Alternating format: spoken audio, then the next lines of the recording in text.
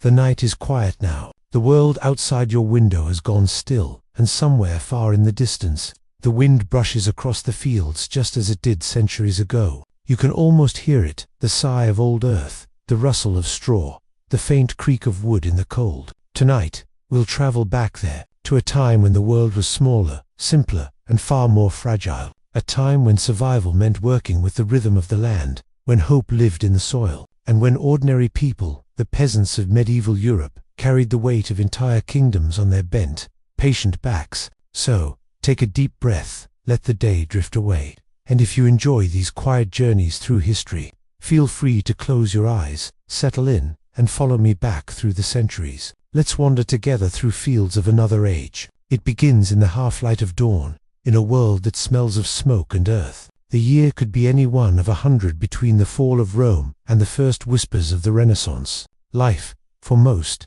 is measured not in years but in seasons. A rooster's call marks the beginning of another day, and the faint grey glow creeping over the thatched rooftops signals the time to rise. Inside a peasant cottage, low, narrow, and built of mud, wattle, and daub, a family stirs from sleep. The floor is packed earth, cold and uneven beneath the feet. A faint draught seeps through the walls, bringing the damp breath of morning air. A small fire, banked through the night, is coaxed back to life with a twist of straw and the soft blow of breath. The glow grows stronger, filling the dark corners with amber light. Children pull on rough wool garments, hands still stiff with sleep. The mother moves with quiet efficiency, stirring the embers and setting a pot of barley or oats to boil a thin porridge that will serve as breakfast. The father, already awake, sits by the door, sharpening a simple iron tool, the blade of a scythe or a hoe. Every tool is precious. Every edge must last through another season.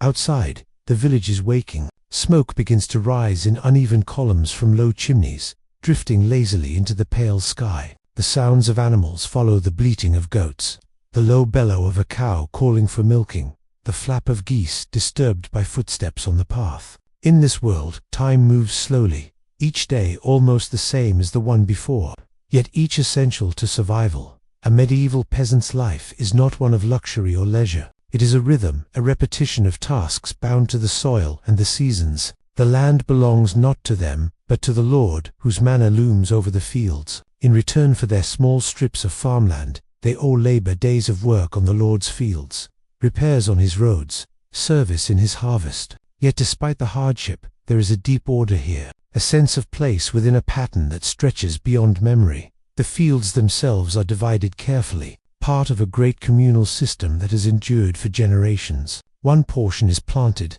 another lies fallow to rest. The peasants know the soil as they know the lines of their hands, which patch floods first in spring, which ridge holds frost the longest. They work together, ploughing and sowing side by side, each family helping the next. There is little room for solitude, but also little loneliness. The seasons dictate everything. Spring brings hope and mud, a time to mend the thatch and prepare for planting. Summer is labor and heat, the long days of cutting and stacking hay. Autumn is harvest, the most anxious and rewarding time of all. Winter is hunger and patience, when the land sleeps and the people must endure on what they have stored. In every sound, the creak of a wagon wheel, the chop of a hoe, the soft murmur of prayers before a meal, there is the same quiet resolve. And always, there is the church. The village church stands at the center of life, a modest stone building, cool and dim inside, its candles flickering against the whitewashed walls. To the peasants, it is not just a place of worship,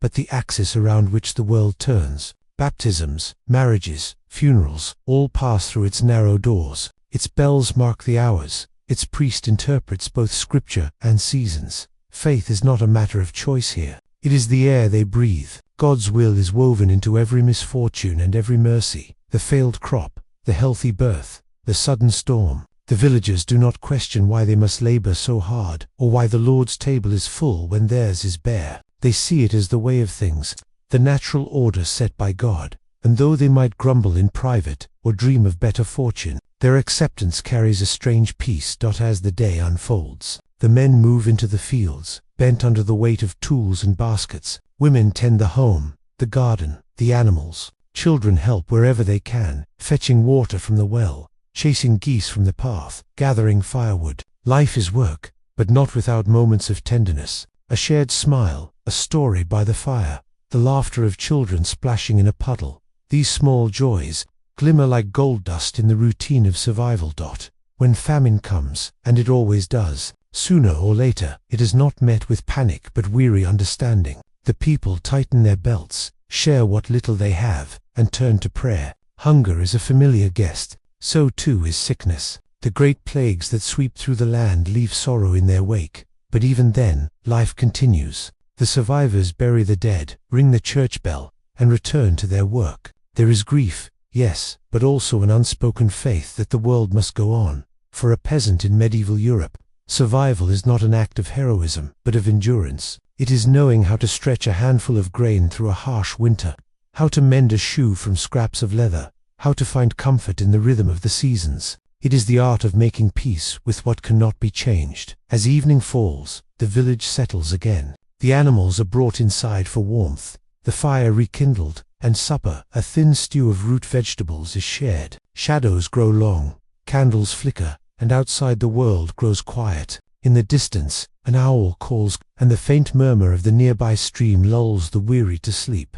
The stars above, the same that shine over us now, pierce the velvet dark. To those who lived then, they seemed close, almost personal, silent witnesses to a world both hard and beautiful. And under those stars, whole generations of peasants dreamed the same quiet dreams of full harvests, healthy children, and gentle winters. So as you rest, imagine their world, simple, slow, and filled with a peace born not of ease, but of endurance. A peace that hums beneath the noise of modern life even now. Because deep down, the story of the medieval peasant is the story of all humanity. The will to endure, to adapt, and to find meaning in the rhythm of the earth.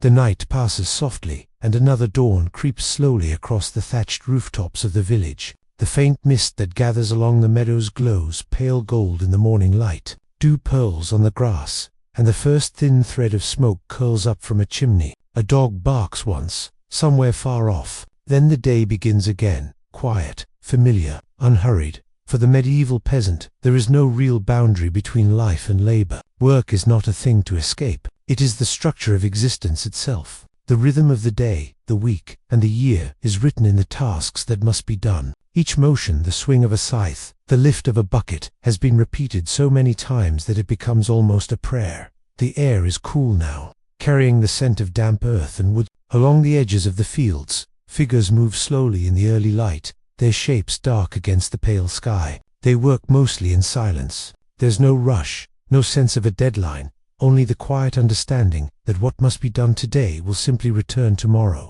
The earth is patient, and so they must be as well. Peasants know the land intimately. They feel its moods, its temper when it floods, its mercy when it yields. They know the secret paths where wild herbs grow, the hollows where mushrooms appear after rain, the exact moment when the first frost bites the ground. Though they own none of it, they belong to it completely. It is a world of small certainties. The fields are divided by strips and furrows, shared between families according to old custom. Some work the Lord's land on fixed days, a service owed in return for the right to work their own small plot. Others pay with produce, a portion of their harvest gathered into sacks and carted to the manor's granary. And though this obligation may seem heavy, it is also ancient and familiar, a kind of unwritten contract between ruler and ruled. The manor stands apart, often on a small rise above the fields. Its wooden palisades or low stone walls mark a different world, the world of those who own rather than labor.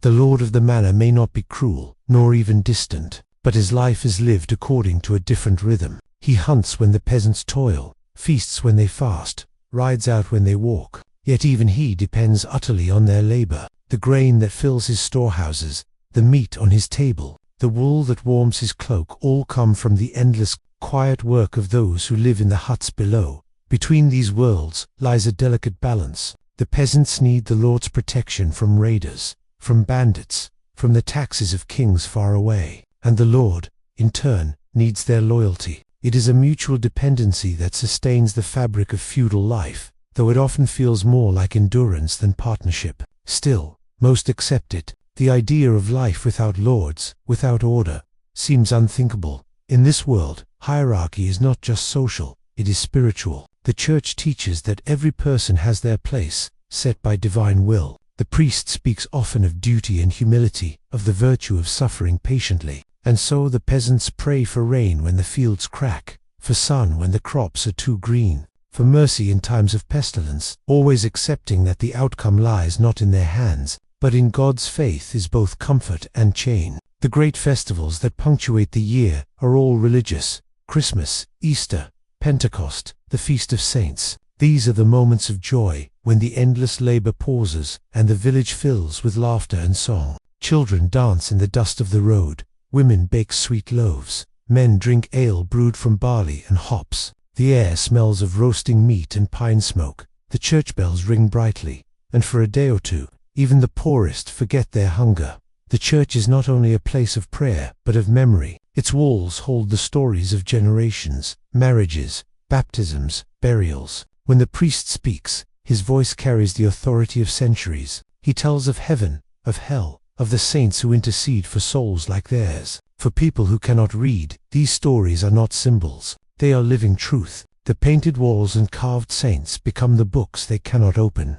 Their colors a kind of scripture dot inside the cottage. Life is narrow but complete. The hearth is the heart of the home. It is where food is cooked, clothes are dried, and children gather to listen to their parents' stories when the night is long. The air is thick with the smell of smoke and straw, of cooked grain and animal hide. Everything, food, warmth, sleep, comes from the same fire. Children grow up early here. By the age of 7, they can help in the fields or carry water from the stream. Their play mimics the world. They see building miniature fences from twigs, pretending to plow the earth with sticks. There are few toys, but no shortage of imagination. The songs they hum are old, their melodies passed down through generations. For women, life is constant motion: cooking, spinning, mending, tending to animals, bearing and raising children. They rise before the light and sleep long after the fire burns low. Yet within this labor there is quiet strength. A woman's skill in managing her household is a source of deep respect. She knows how to stretch a meal, how to nurse the sick,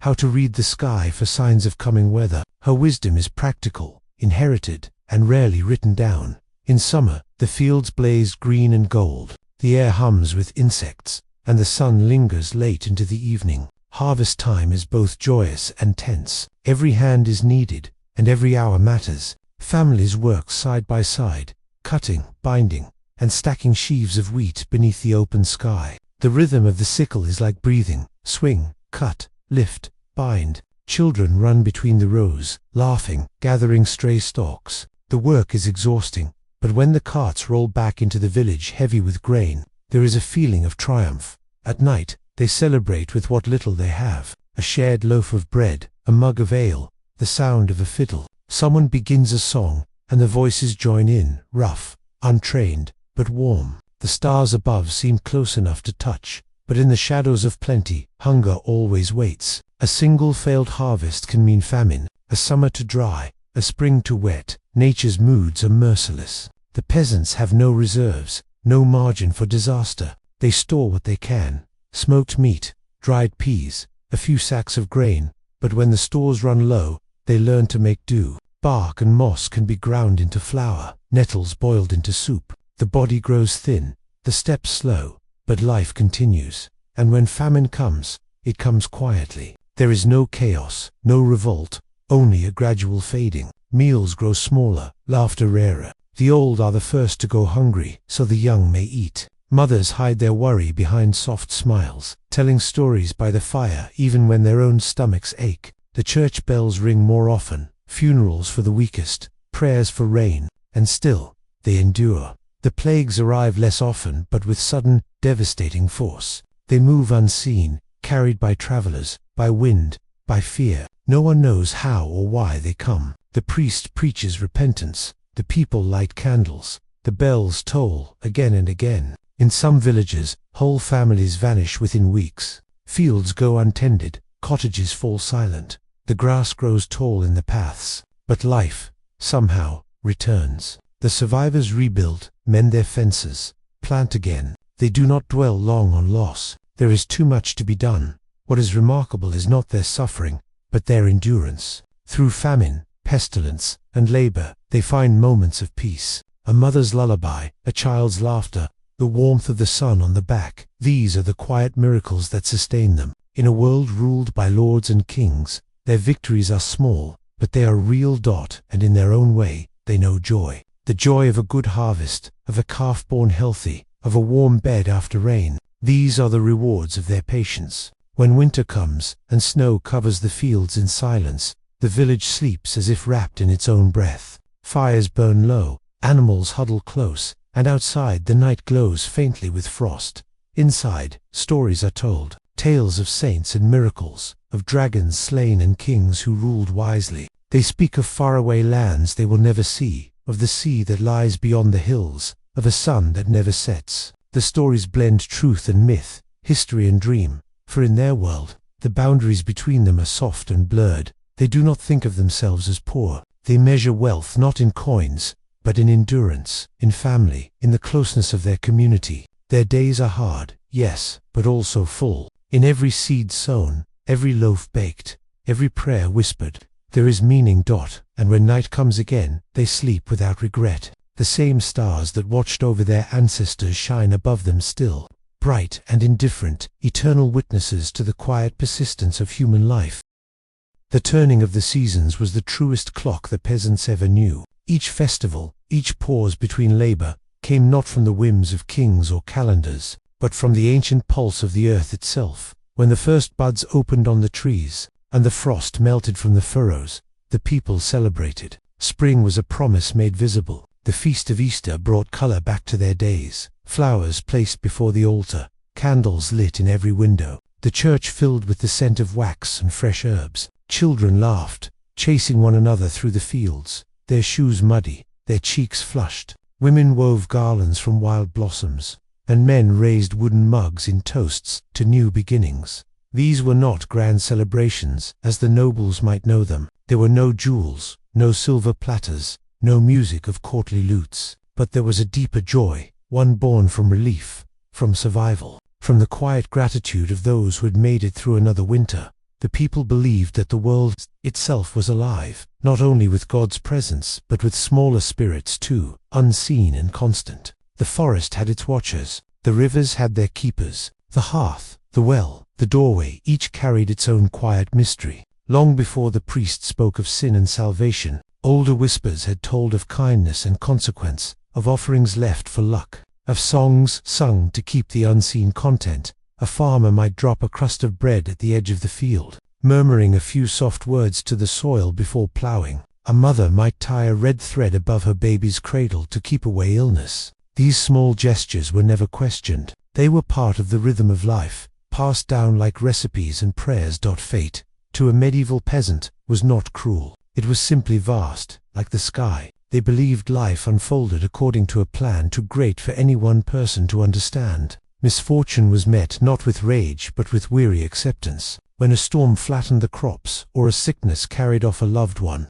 they might bow their heads and say, "So it is," not out of coldness, but out of the deep understanding that life was both gift and test. Still, there was humor, quiet, sharp, and enduring. Even in the poorest cottages, laughter found a place. The villagers teased each other about who snored loudest, who worked slowest, who secretly watered down their ale. At harvest feasts, stories grew taller with each retelling, about the man who chased a goose halfway to the next village, or the woman who mistook a priest's hat for a crow's nest. Their humor was earthy, born from closeness to the land and to one another. It was a way to soften hardship, to make the endless days bearable. Around the hearth, as the fire dimmed, someone would tell a tale that made everyone laugh.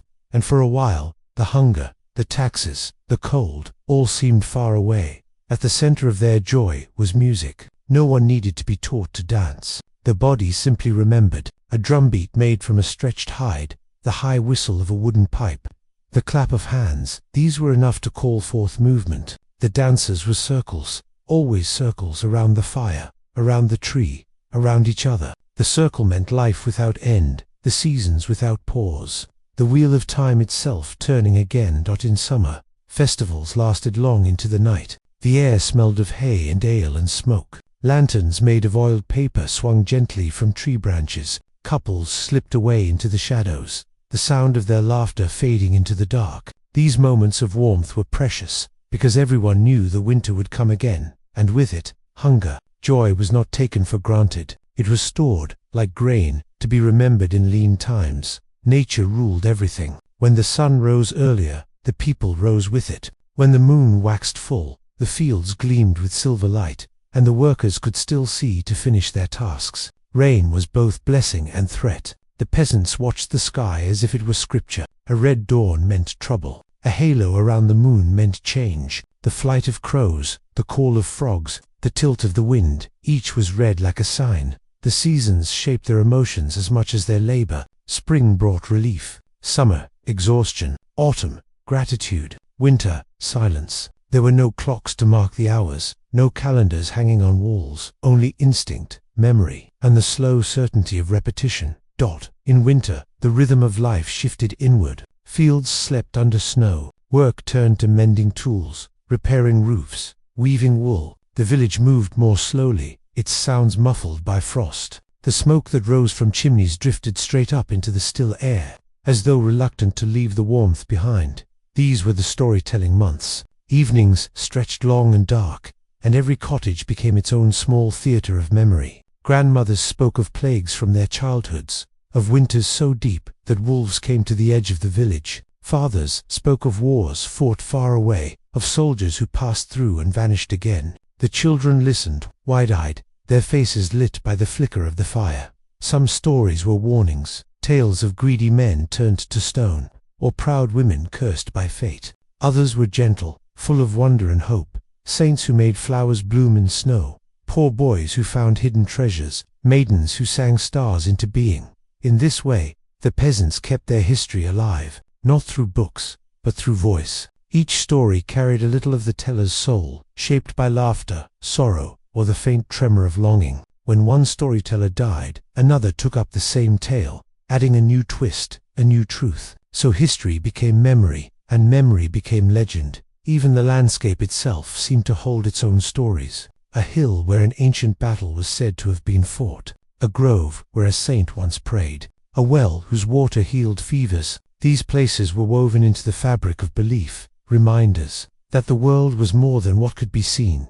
Religion and superstition walked hand in hand. A peasant might cross himself before entering the forest and whisper to the trees for luck. He might attend mass in the morning and leave a handful of grain at the crossroads that night. No contradiction was felt between faith and folklore. Both spoke of forces greater than oneself. Both offered comfort in uncertainty. It was this quiet balance between fear and trust, faith and doubt, that gave the medieval peasant resilience. They did not expect life to be easy. They only hoped it would be endurable. And yet, within their endurance, there was peace. The greatest lesson they learned was patience. The land taught it with every season. Seeds must rest before they rise. Rivers must flood before they nourish. Even the harshest winter ends, and the snow that buries the fields also feeds them when it melts. To a peasant, hope was not a bright flame. It was a slow ember, kept alive through the longest nights. Sometimes, at dawn, a lone figure would walk to the edge of the fields and stand still, watching the light creep over the horizon. The sky would blush faintly,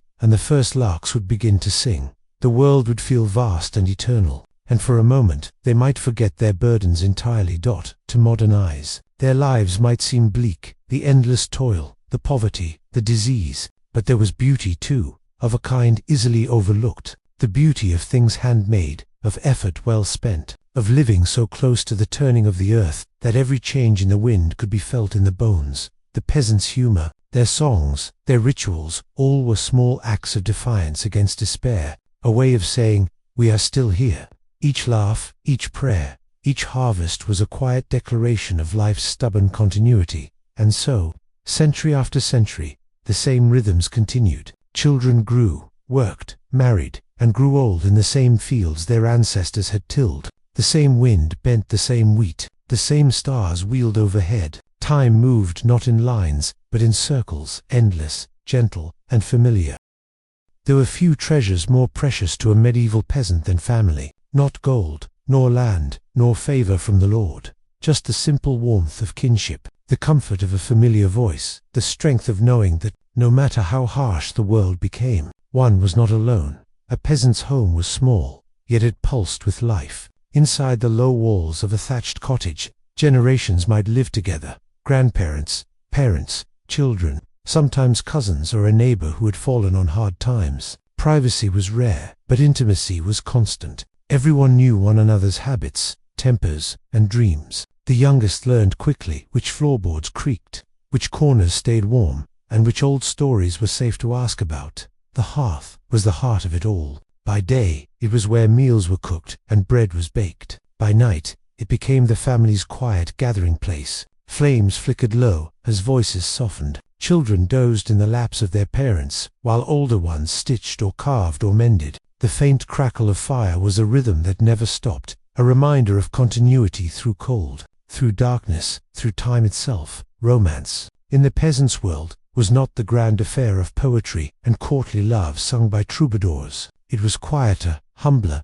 and, in its way, far more honest. A look exchanged at a harvest dance, a shared laugh at the well, a hand brushing another as two people lifted the same basket of apples. Love came not as lightning, but as a steady flame kindled over shared work and shared silence. Courtship was brief and practical, yet filled with small tendernesses. A young man might carve a token from wood, a brooch or a comb, and offer it shyly to the girl he favored. A young woman might bake a small loaf or embroider a kerchief and leave it where he would find it. These gestures were not merely gifts, but symbols of commitment, made precious by effort. Marriage followed the rhythm of the community. Most peasants married within their village or one nearby. It was less a matter of romance than of partnership, two people combining their strength to face the world together. A wedding might take place outside the church door, blessed by the priest, with neighbors gathered as witnesses. The celebration that followed was modest, yet filled with joy, dancing, laughter, ale, and the warmth of shared hope. There were no elaborate rings, no silk gowns. The bride wore her best tunic, sometimes a wreath of flowers or a ribbon in her hair. The groom might wear a belt, newly dyed, or a cloak borrowed from kin. Yet the simplicity made it all the more real. Love was not measured in ornaments, but in endurance. The vow they made to work, to share, to persist was sacred. In this partnership, both man and woman bore heavy responsibilities. The husband worked the fields, tended the animals, mended the fences, and defended the home if danger came. The wife managed the household, raised the children, cooked, cleaned, spun wool, and helped in the fields when needed. It was a balance born of necessity, not dominance. Both were essential, and both knew it. And amid the labor, there was affection. It did not always show in words, but in gestures. A bowl of stew left warm for a husband delayed in the fields, a cloak mended by lamplight, a hand resting briefly on another's shoulder after a long day. Love was not declared, it was demonstrated. Children were the heart of the household. From their first breath, they were part of the rhythm of work and survival. Infants slept in wooden cradles close to the fire, rocked by mothers who sang old lullabies, songs so ancient that no one remembered who first sang them. As they grew, the children learned by imitation. A toddler followed his father to the field, stumbling through furrows. A little girl watched her mother bake bread and imitated her movements in play, pressing mud into pretend loaves. By 7 or 8, most were already helping in earnest, fetching water, feeding animals, gathering herbs, or scaring birds from crops. Their world was small but complete. They did not dream of distant lands or great fortunes. They dreamed of a good harvest, of shoes that fit, of the day they might take over a patch of earth themselves. Education, in the formal sense, was rare. Few peasants could read or write, but that did not mean they were ignorant. Their wisdom was practical: how to predict weather by the color of dawn, how to heal a cut with herbs, how to thatch a roof so tightly that even rain whispered on it instead of dripping through. Each child inherited not only life, but the living memory of survival. When hardship came, when a child fell ill or a father was lost to fever or war, grief did not destroy them. It folded itself quietly into daily life, like a shadow at the edge of light. The peasants had no luxury to dwell on sorrow for long, yet they carried it tenderly. They spoke the names of their dead aloud, so they would not be forgotten. They left a small space in the garden untouched, a symbol of absence made sacred.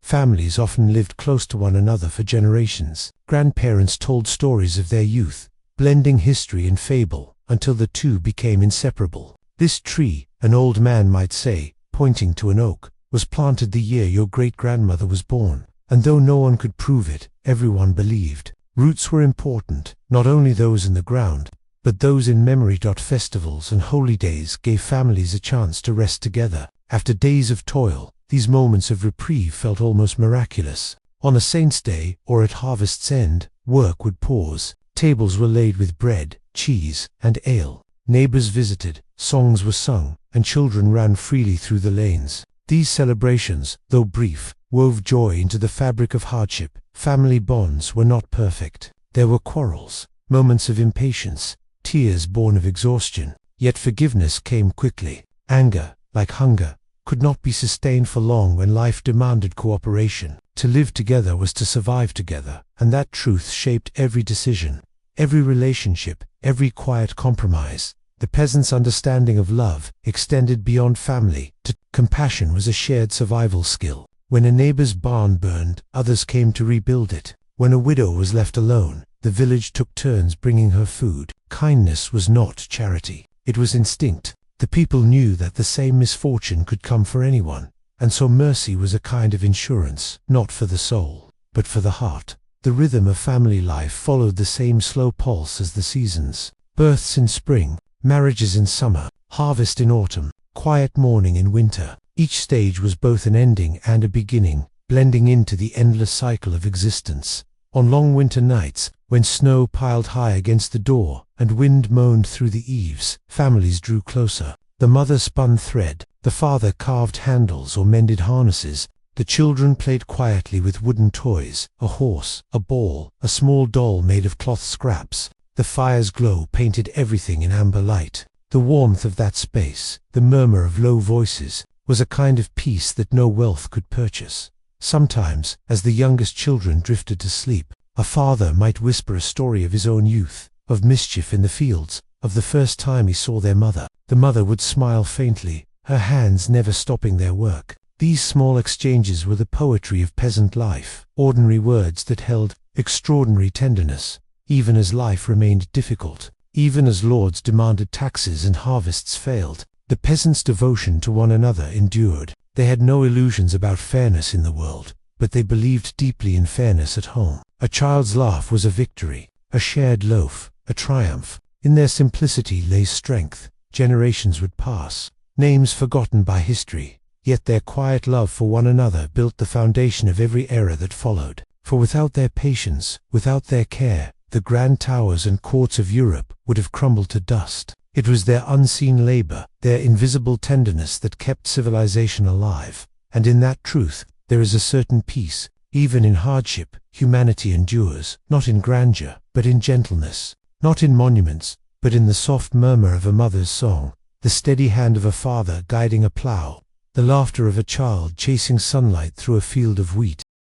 Faith was the invisible breath that filled every cottage, every field, every weary heart. For the medieval peasant, it was not a choice or an idea, it was the air itself, unseen but everywhere. Life was fragile, unpredictable, and often cruel, yet the people believed there was meaning woven through even the darkest seasons, threads of divine purpose hidden among hunger, rain, and the aching toil of their hands. Each morning began with a small prayer, not grand or spoken in perfect Latin, but simple, a glance at the rising sun, a murmured thanks that the night had passed and another day had come. The bell from the distant church marked the hours, carrying across mist and meadow. It reminded them that, though the world was vast and uncertain, heaven was near. In every village stood a church, stone or timber, humble or proud, and it was the soul of the place. It was there that peasants marked every passage of life, births, marriages, and burials. The church was their calendar,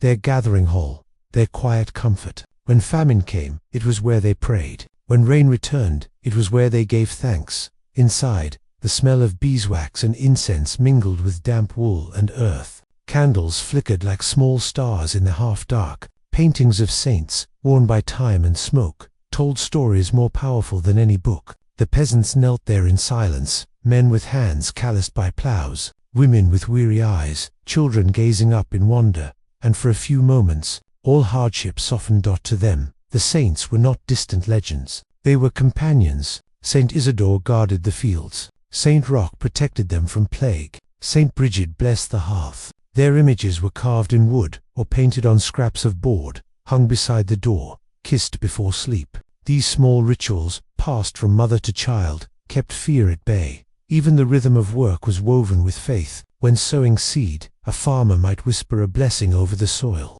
When milking a cow, a woman might hum a hymn. Before a meal, they crossed themselves and bowed their heads, not out of formality, but gratitude. Life was uncertain, and gratitude was a form of survival, a way of keeping despair from taking root. Famine, though, came often enough to test that faith. It began quietly, a poor harvest, a wet summer, a winter that lingered too long. Then the stores ran low, the loaves grew thin, and hunger crept through every home. They stretched what little they had, broth made of wild herbs, bread mixed with husks, whatever could fill the belly. The strong worked on, the weak prayed. Hunger made time slow. The peasants moved gently through their days, saving their strength, speaking softly, yet even in the worst of years, they shared what they could. If one family had a little grain, they traded it for milk or meat. No one feasted while their neighbors starved, not because they were saints, but because they knew survival was never solitary. And always, there were moments of strange, quiet beauty amid the hardship. A pale moon shining on frozen fields, the sound of a distant bell on a still night, the comfort of a neighbor's voice in the dark. Even as famine hollowed their bodies, these small moments fed their souls. When war came, it arrived like thunder on the horizon. The peasants were not soldiers. They did not choose sides in the quarrels of kings, yet they bore the weight of every conflict. Armies marched through their fields, trampled their crops, and took what they pleased. Smoke rose from cottages, and the people fled into the woods, clutching children and livestock, praying the soldiers would pass quickly. But life always returned. The smoke cleared. The dead were buried. The survivors rebuilt. They patched roofs, reseeded fields, mended tools, and began again. There was a quiet heroism in this, not the kind sung in songs, but the steady courage to start anew after every ruin. At night, by the faint glow of embers, the old ones told stories not of kings or battles, but of endurance, of a woman who kept her family alive through 3 winters by gathering roots and nettles, of a man who rebuilt his cottage alone after the soldiers burned it, of a village that lost half its people to plague but rang the bell every morning anyway, to remind the living they still belonged to one another. These stories were not entertainment, they were medicine. They reminded the people that they had survived before and would survive again. In their telling, fear loosened its hold, and sleep came a little easier. The peasants' relationship with death was not one of terror, but familiarity. It walked beside them, silent and steady, from cradle to grave. They buried their dead close to home, in small churchyards surrounded by hedges and yew trees. Graves were marked by simple wooden crosses, often carved by the family's own hands. There were tears, of course, but also acceptance. Death was seen as a return to the earth, to God, to rest. The people spoke of heaven not as a grand city, but as a meadow where the weary could finally lay down their tools and feel the sun again. In springtime, children played near the graves, weaving flowers through the grass. To them, death was not something separate, but part of the same circle that made wheat grow and rivers flow. The peasants saw divine meaning in every aspect of nature. The rising sun was resurrection, the turning seasons, a promise of rebirth. Even weeds and insects had purpose. When rain fell too hard or frost killed the buds, they believed it was not punishment, but mystery, something known to God alone. Their spirituality was not just in churches or prayers, but in the land itself. They saw holiness in soil, in rivers, in animals that shared their toil. They blessed their plows before sowing and thanked their oxen for their strength. When a tree was felled, they touched it first, whispering a word of respect. To live so close to the earth was to feel constantly connected to each other, and to something greater than themselves. In this closeness, beauty was found not in grandeur, but in simplicity. A mother's song to her child was sacred. A loaf of fresh bread was a miracle. A warm evening, when the air smelled of hay and laughter carried across the fields, felt like heaven itself. There were also small superstitions that softened the edges of fear. They hung charms over doorways to ward off sickness. They left a bowl of milk outside for spirits, to keep them kind. They turned bread upside down only when they wished to invite good luck. These customs were fragments of old pagan belief, woven gently into Christian life, a reminder that even faith evolves with time. adapting to the needs of the people. When the plague came, faith was tested like never before. Villages emptied overnight, bells tolled endlessly, their echoes fading into silence. Yet even then, some found peace in prayer. They believed the suffering of the body was temporary, and that in endurance lay salvation. Those who survived often spoke of the quiet aftermath, walking through fields where the only sound was the wind in the grass. Life resumed slowly, hesitantly, but it resumed. There was grief, yes, but also a strange gratitude for breath, for sunlight, for the sound of another human voice. And as they rebuilt, their faith deepened. They planted new crops beside old graves. They baptized children in rivers that had once carried the dead. The past was never erased, only folded gently into the present. The peasants' world was fragile, yet their spirits were not. They had learned that endurance itself was a form of grace, a quiet holiness born not of perfection, but of persistence. And so, as another century turned, and the great bells rang again over the hills, they looked to the dawn with humble hearts, not demanding miracles, but simply hoping for fair weather, full harvests, and peace enough to sing by the fire. As the Middle Ages stretched onward, the rhythm of peasant life began to change, not abruptly, but as gently as the turning of a season. The same fields still ripened under the same sun, and the same hands still plowed and sowed. Yet, behind that familiar pattern, something new was stirring, something quiet but steady, like a breeze whispering through an old forest before a storm. The lords still ruled their manners, the peasants still bent their backs beneath them, but over time, small freedoms began to take root, unannounced, unnoticed, yet unmistakable. Where once a man had been bound to the soil for life, he might now buy his freedom. Where once a woman's fate was tied to her husband's or her father's, she might, in rare cases, inherit a little land or work for wages in a nearby town. It was not revolution, it was evolution, slow, patient, as if history itself was breathing deeply before waking. The Black Death had changed everything, though few could see it clearly at first. So many lives lost meant fewer hands to work the fields, and for the first time in memory, the peasants' labor was worth more than their lord's permission. Wages rose, demands softened. A serf who once could not leave the manor now found himself courted by other lords, offered better conditions, even money, for his skill and strength. And so, across England and France, Germany and Italy, small movements began, a quiet migration of people seeking new beginnings. It was not rebellion, it was hope. Men and women walked dusty roads with all they owned tied in bundles, seeking a better harvest, a kinder master, or simply a little more control over their own days. The air, once heavy with fear and obedience, grew lighter. Children began to dream differently. Where their parents had expected only to live and die in the same patch of earth, they now wondered if perhaps their own children might live just a little better.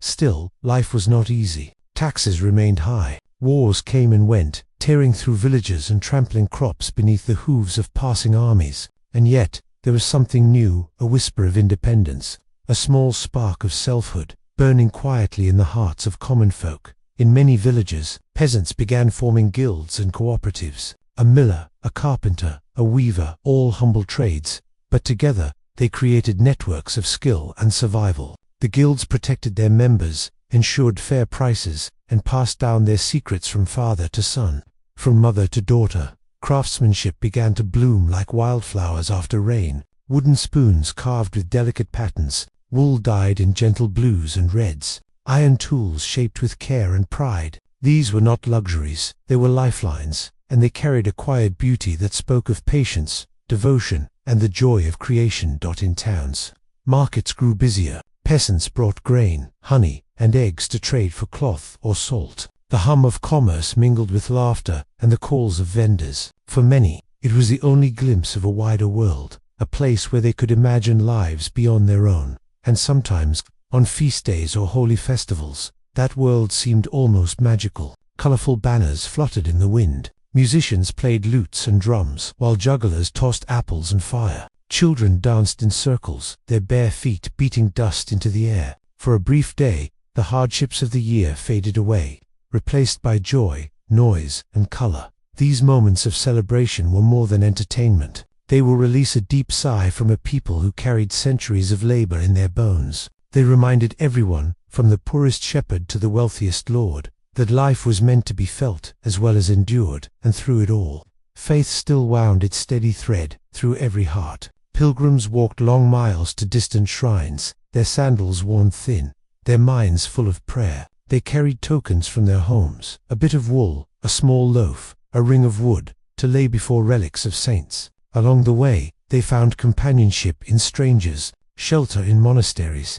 and stories by candlelight. To be a pilgrim was to see the world differently, not as a chain of fields and duties, but as a great journey toward grace. Many returned home changed. They had seen cathedrals rising like mountains, cities that shimmered with life, oceans that seemed endless, and when they returned to their villages, the world felt both smaller and more wondrous. For the peasants who stayed, the changes came slowly but surely. New tools appeared, iron plows that cut deeper, mills powered by water, harnesses that spared the oxen's necks. The fields grew more abundant, the cottages sturdier, the winters a little less cruel. Hope began to take tangible form, not in dreams of wealth, but in simple comforts: a thicker thatch roof, a second blanket, an extra loaf of bread at the table. Children, too, began to inherit more than just toil. They learned stories, songs, and trades. They began to think of themselves not only as peasants, but as part of something larger, a world slowly awakening to the idea that even the humblest life had worth. And while lords and kings still waged wars and claimed divine right, the ground beneath their castles was shifting. The people who tilled it were changing quietly, patiently learning that strength could be found in unity, and freedom, even in its smallest measure, could reshape the world.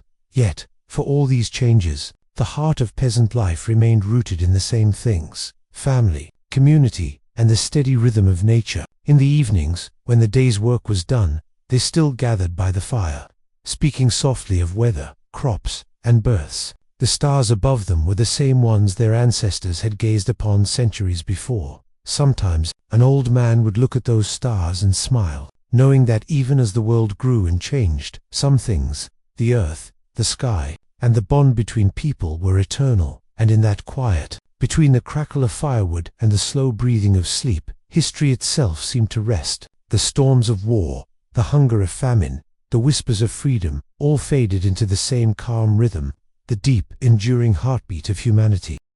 As the Middle Ages drifted slowly toward their twilight, the world began to shimmer with quiet change. It was not the loud kind that kings declared or chroniclers recorded, but a gentle blooming of thought and feeling among ordinary people. In the hum of village life, in the dim glow of hearth fires, in the stillness of small churches, and the whisper of brush across parchment, something delicate and beautiful began to stir. The peasants who had weathered so many trials, the famine, the plagues, the endless demands of lords, found, within their endurance, a new kind of richness. They had learned, perhaps without knowing it, to see beauty in small things: a sunrise over frost-bitten fields, the first sound of birds after winter, the soft weight of a child asleep after a long day. These were their treasures. Humble but luminous. Art, in its earliest and simplest forms, began to reach into their daily lives: a carved symbol on a wooden beam to ward off misfortune, a painted flower on the edge of a spinning wheel, a story told through an embroidered thread on a blanket. These were not the grand frescoes of cathedrals or the illuminated pages of royal manuscripts. They were art born of necessity, devotion, and love, made by hands roughened from work, and hearts softened by shared hardship. And slowly, this quiet creativity wove itself into the spirit of the age. Churches that had once been stark and simple began to fill with color: soft blues and faded golds, stained glass catching morning light like jewels. A villager might step inside after a long week and gaze upward, seeing stories unfold in glass and stone: saints and angels, animals and harvests, the mysteries of faith rendered in human form. Even if they could not read, they could see, and in seeing, they learned about mercy, about hope, about the vastness of the world beyond their fields. In this way, art became a kind of quiet teacher. It gave meaning to struggle. It turned suffering into story. It turned fear into prayer. Music, too, began to drift through the air of the late medieval countryside, where once only monks sang the sacred chants of the church. Now village musicians played simple melodies on flutes and fiddles during feast days. Their songs were often about the turning of the year, the luck of love, or the joy of spring. Even the saddest tunes carried a softness, a kind of peace that only comes from people who have learned to live in harmony with hardship. In the evenings, when the fields fell silent and the hearths were lit, families would gather to listen. Old tales would unfold, stories of brave knights, wandering saints, or clever peasants who outwitted the powerful. But beneath these tales ran a deeper current, one of endurance, wisdom, and quiet dignity. Each story was a reminder that even the poorest soul held a spark of worth. That courage was not just the domain of nobles, but something that lived in the hearts of shepherds, mothers, and farmers alike. Spiritual life also deepened during this twilight of the medieval world. Faith had always been central to peasant life, but now it became more personal, more reflective. People still feared divine wrath, but they also began to seek divine comfort. They prayed not only for salvation in the next world, but for gentleness in this one. Pilgrimages continued, but now they were joined by small acts of inner devotion, the lighting of a candle for a lost child, the careful tending of a roadside shrine, the quiet reciting of a prayer while sowing seeds. These moments wove faith into every hour, turning work itself into a kind of worship. And perhaps, without knowing it, these humble people were laying the early foundations for something far greater, a turning of the human spirit toward thought, art, and reason. For even in the smallest villages, word began to travel, stories of scholars in distant monasteries who were studying not only scripture but the stars, the plants, the human body. Curiosity was awakening, like a candle flame trembling in the dark. Peasants, of course, would rarely meet these scholars, but they felt the change nonetheless. It was there in the wonder of children asking new questions, in the fascination with strange travelers, in the awe of hearing that somewhere, far away, there were books filled with knowledge waiting to be read. The great universities were born in this age, built by monks and funded by princes, but inspired by the same desire for understanding that lived in every peasant who ever looked up at the night sky and wondered what lay beyond the stars. And even as the great cathedrals rose higher, their stones glowing in the sun, there was something deeply human in their making. Many of the masons and builders were peasants, their names forgotten, their work immortal. They shaped each block with precision and prayer, knowing that the walls they built might outlast empires. In this way, art and faith merged, the eternal expressed through the hands of the humble. The beauty of this late, medieval world was not perfection. It was the beauty of persistence, of a candle that refuses to go out, of laughter shared after grief, of color painted onto walls that had seen too much sorrow. And in that beauty, a new awareness began to take hold, that life was more than survival, that to endure was noble, but to create, to find joy and meaning even in hardship, was divine. In many ways, the peasants became quiet philosophers. They did not write their thoughts in books, but in the rhythm of their lives, in the way they shared bread with neighbors, in how they honored the seasons, in the songs they taught their children. Their wisdom was not about grand ideas, but about living simply, kindly, and well, a wisdom born from the earth itself. As centuries turned, and the world edged toward the Renaissance, that quiet wisdom would become the foundation for everything to come. The art, the science, the poetry, all of it rested on the unspoken understanding that the ordinary life held extraordinary meaning. And so, the peasants of the late Middle Ages, who once bent beneath the weight of lords and labor, found themselves standing at the threshold of a new dawn, one they might never see, but one they had built with their endurance, their hope, and their quiet humanity. When they looked out across their fields at sunset, they saw more than land. They saw continuity, the passing of time, the echo of ancestors, the promise of tomorrow. The earth had fed them, tested them, and finally, in its own way, rewarded them. Theirs was a legacy not written in ink, but in the soil, in the wind, and in the stories that would outlive them all, and in the calm that settled over the villages at night. When the fires dimmed and the world sank into sleep, history itself seemed to pause, as if to breathe in gratitude for all those unremembered lives that had kept the light burning through the darkness. As the 15th century drew near, the long shadow of the medieval world began to soften. The sound of hammers and bells echoed through distant towns as stone gave way to trade, and fields that had once been bound by feudal law began to whisper of freedom. Yet, in the quiet countryside, where the peasants still lived close to the soil, life remained slow, rhythmic, and deeply human, a steady pulse beneath the rising hum of a changing world. For the peasant, the greatest shift was not in the heavens or in the courts of kings, but in the soil itself. After centuries of toil, of plagues and hunger, and endless dews, the land began to breathe differently. Many manners, weakened by loss or debt, loosened their grip. The Lord's demands softened or faded entirely, and the villagers found themselves holding more of what their own hands had earned. It was not revolution, but it felt like awakening. Some peasants bought their freedom outright. Others simply slipped into new arrangements, working for wages, leasing land, or joining the growing stream of people who wandered toward towns. The man who once could not leave his lord's field without permission now found himself walking with a steady step along the dusty road to market, his tools on his back, his children walking beside him. The air felt lighter. The world felt wider. In those days, towns were growing like clusters of stars on a dark map. Their streets were narrow and noisy, but alive, filled with voices of traders, artisans, and dreamers. Many peasants who reached these towns found work as bakers, tanners, or builders. They carried with them not only their tools but their patience, their endurance, and their quiet dignity. And slowly, they became something new, not peasants, not serfs, but townsfolk.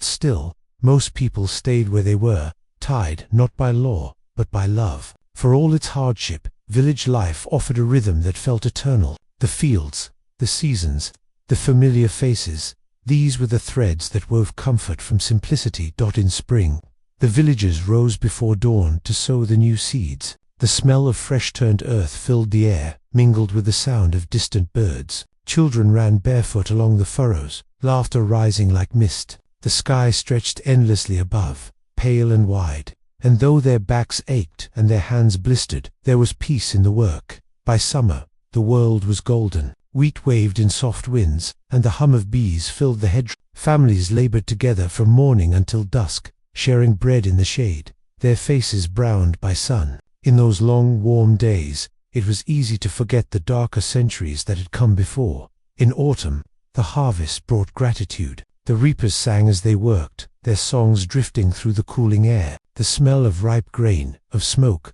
of apples and hay, lingered long after dusk. At night, the whole village gathered to celebrate, not with grandeur, but with joy. Candles glowed through cottage windows, a fiddle played somewhere, and the laughter of tired people sounded like hope.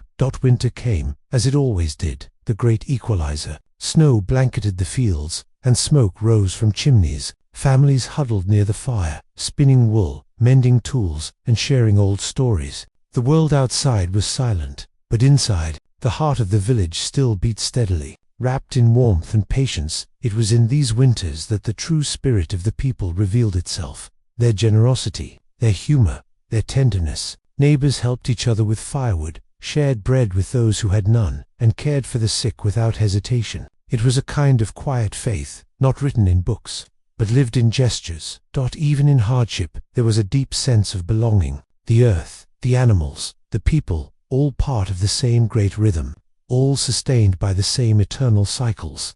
And yet, something new was stirring in the minds of even the humblest laborers. They began to see that the world could change, that life could be more than mere endurance. The seeds of individuality were being sown, quietly, beneath the weight of history. Young men and women began to think of themselves not just as workers, but as people with choices. Some took apprenticeships in towns, others joined traveling merchants or small bands of craftsmen. A few even learned to read, taught by monks or friars who saw in their eyes a spark of curiosity too bright to ignore. The written word began to spread, not quickly, but persistently. Prayers, songs, and simple letters passed from hand to hand. Even those who could not read began to understand the power of knowledge. In the evenings, they would listen to those who could, hearing stories of distant lands, of inventions, of new ways of seeing the world. It was a strange, beautiful time, a world caught between the old and the new. The memory of plague and feudal chains was still heavy,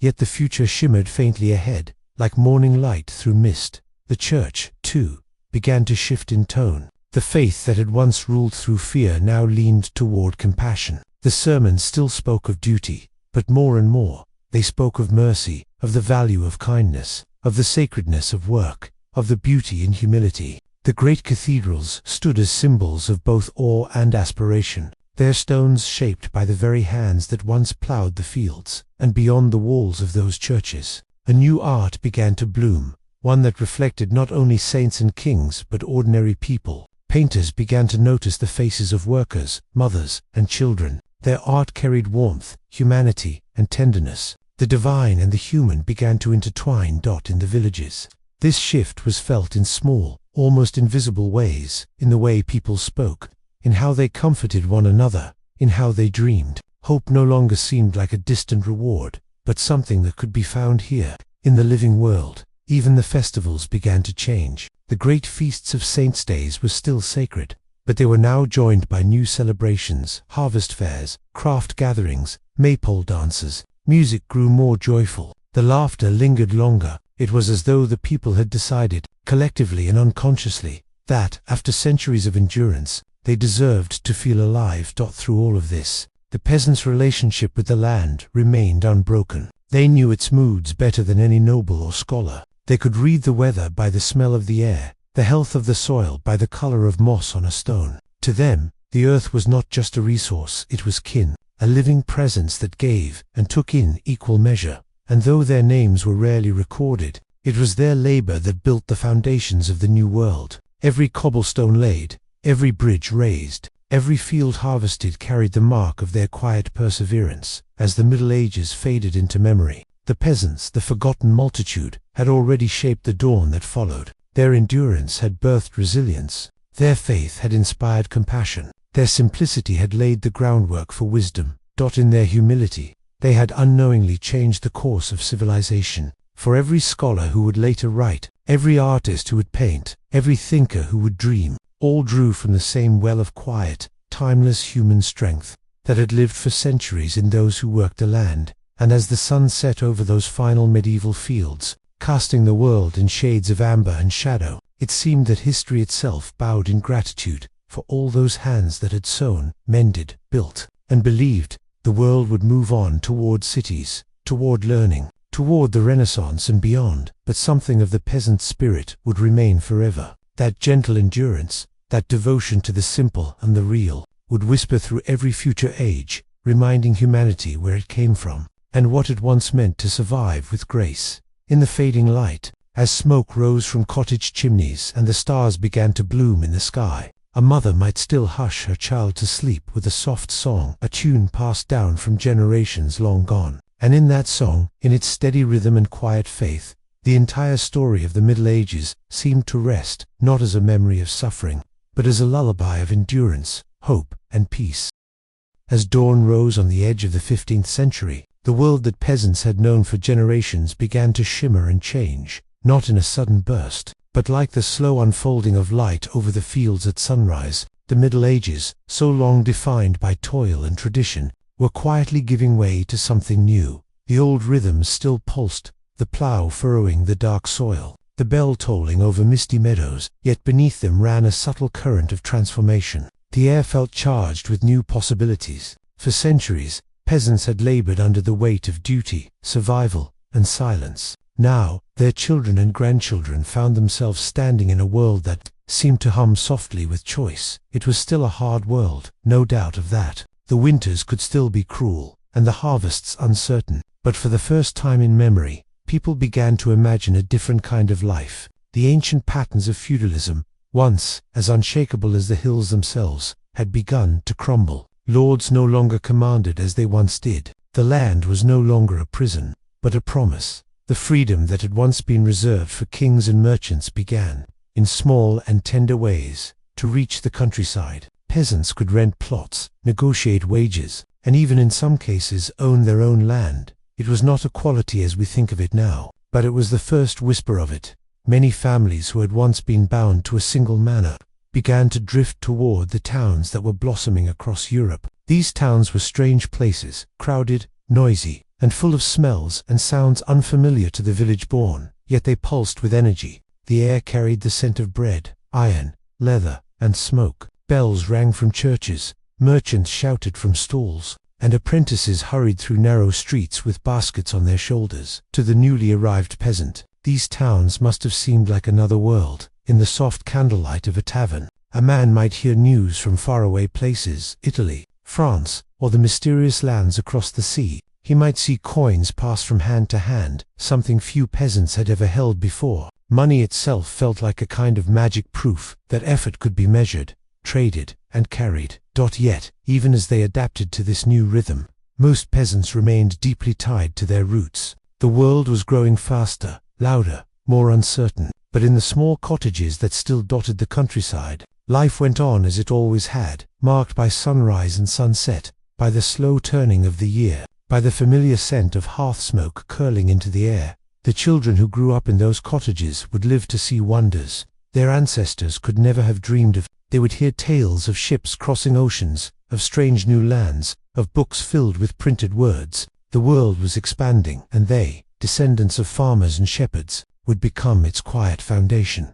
The printing press, born in the mid-15th century, was perhaps the most powerful force of all. For the first time, words could travel. Ideas could spread, not by voice or parchment, but through the steady rhythm of ink and press. And though few peasants could read, the effects reached them nonetheless. The thoughts of philosophers, the discoveries of scientists, the visions of artists all began to ripple outward, touching even the most humble corners of Europe.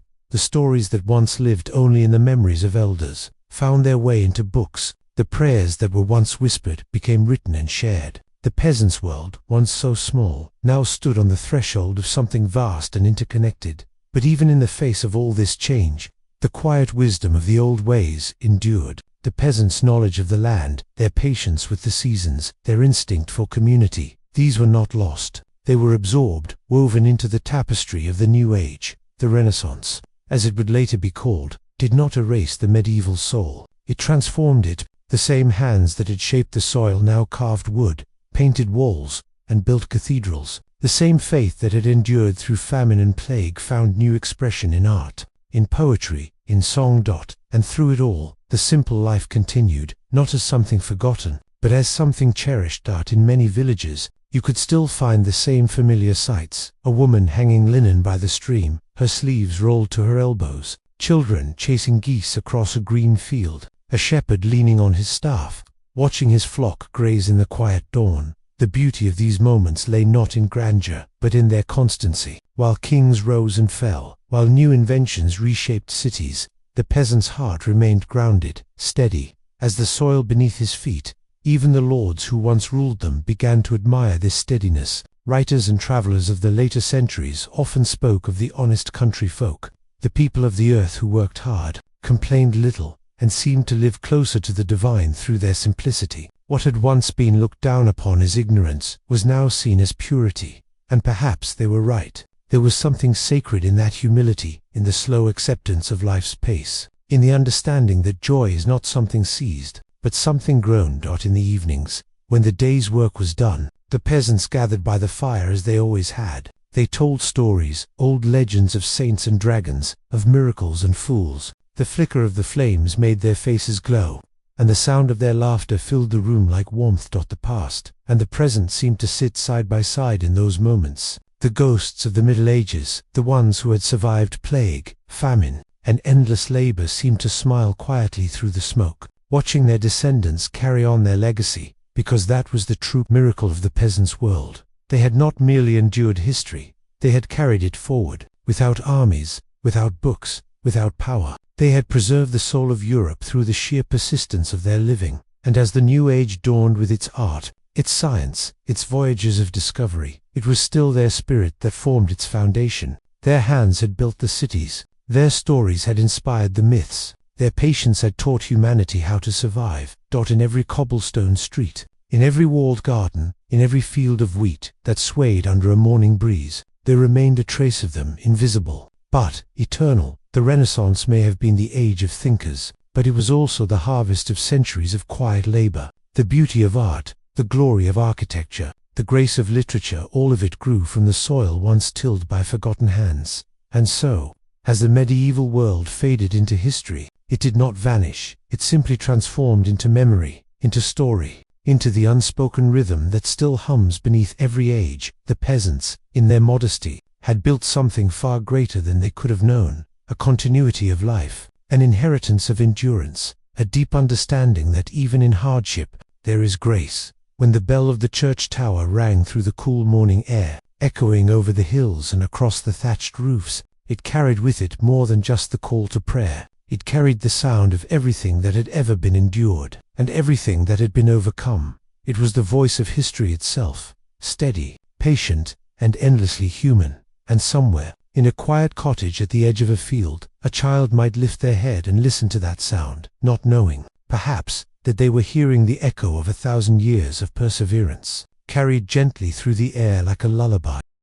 And so, as the long story of the medieval peasants draws to its gentle close, the world around them fades like the evening light over the fields they once tended. The plough rests by the barn door, the smoke from the hearth drifts slowly upward, curling into the sky like a final prayer. Centuries have passed since their hands last touched the soil, and yet, in ways we seldom notice, their presence is still with us. The world we live in now could not be more different from theirs. We walk on pavements, carry light in our pockets, speak to one another across oceans in an instant. Yet beneath all of that, deep in our collective memory, something remains unchanged. The quiet heartbeat of ordinary life, the rhythm of work and rest, the comfort of home, the fragile, enduring hope that tomorrow will bring enough, when we slow down long enough to notice it. That old rhythm begins to whisper through us again. It hums softly in the turning of the seasons, in the smell of rain on the earth, in the simple act of sharing a meal. These are not modern inventions. They are ancient echoes, the same rituals that once defined a peasant's life.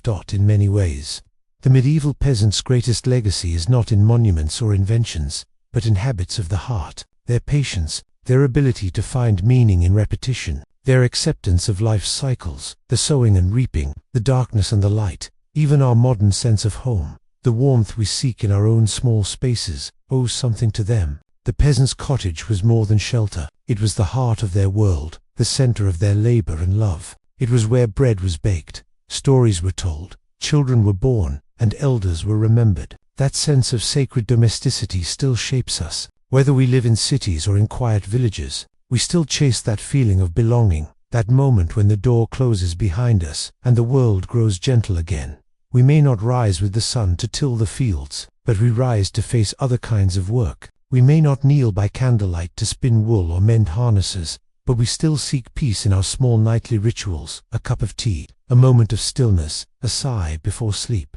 In those moments, the medieval peasant's endurance flickers alive in us, and there is something deeply comforting in that, because though the world has changed beyond recognition, human needs have not. We still crave warmth, safety, and the quiet assurance that our efforts mean something. The peasants knew, instinctively, that survival was not just about food or shelter. It was about continuity, the passing down of care, the tending of small joys, the willingness to hope again after every hardship. In the soft hours of night, when the noise of the world fades, one might almost feel them still, those countless men and women who once looked up at the same moon, breathing in the same cool air, wondering about the days to come. Their faces are lost to time, but their story lives on in the calm persistence of life itself. Every time we light a fire, tend a garden, or walk beneath a sky brushed with dawn, we are touching their memory. Every act of kindness, every moment of patience, every quiet endurance of something difficult, it all springs from the same deep root.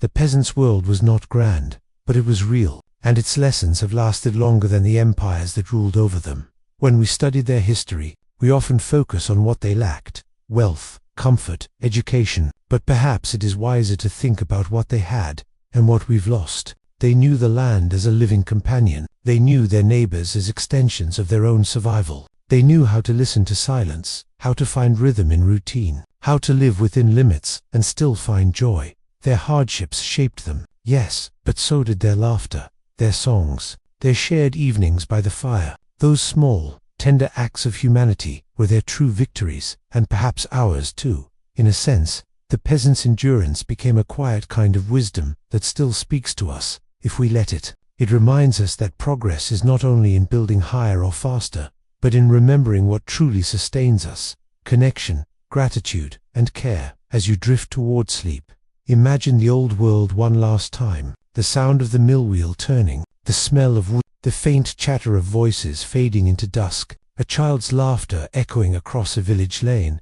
These were the sounds that once carried humanity forward, not the clash of swords or the shouts of kings, but the hum of ordinary life continuing, day after day. Somewhere in that ancient calm, there is a lesson for our hurried age. The peasants did not rush time. They moved with it. They understood that life, even in its smallest details, was part of something greater. And so, their story is not just about survival, it is about belonging. They belonged to their earth, to their community, to the simple grace of being alive. And even now, long after their cottages have turned to dust, we belong to that same unbroken story. If you listen closely in the hush of evening, in the rustle of wind, in the quiet between heartbeats, you might hear it, the same ancient rhythm that carried them through the centuries, the quiet voice of the past reminding you to rest, to breathe, to be still, because the peasant's gift to us was never just endurance, it was peace, the peace that comes from knowing that life, no matter how hard or humble, is enough. So close your eyes now,